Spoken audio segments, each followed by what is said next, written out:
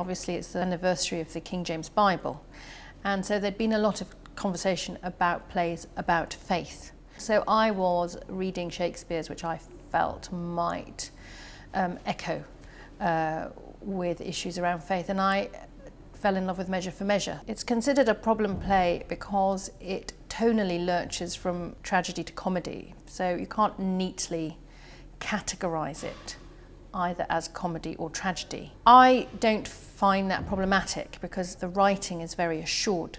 As someone who's come from a tradition of directing new plays and contemporary plays, actually the way that black comedy works is much more usual now. I mean, obviously he was doing something that was extraordinary for the time in which he was writing, and it's brilliant. I mean, having directed plays by Dennis Kelly and Anthony Nielsen, Sarah Kane, that sort of band of writers who are using that kind of very dark comedy, it feels to me very, very modern.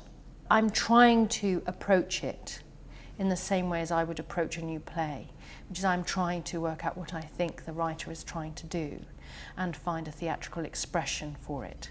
In that swan season, I think the dialogue between Heresy of Love, which is Helen Edmondson's play, Measure for Measure, and Written on the Heart, David Edgar's play, is a fantastic experience. So obviously, if you see each play, you will have a tremendous time. But I think if you see a combination of them, they will really enrich your experience of the other. If you're going to start directing Shakespeare, the RSC is the best place to do it because you have this extraordinary support where, you know, I'm in a season with Greg Doran, whose experience and knowledge of Shakespeare is extraordinary. We've had verse lessons with John Barton, who's like a demigod of verse. My company, the company that are acting in Measure for Measure, are acting in Written on the Heart.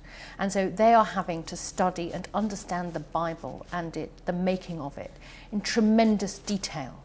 And Measure for Measure is a play that is written when just before the King James Bible comes into being.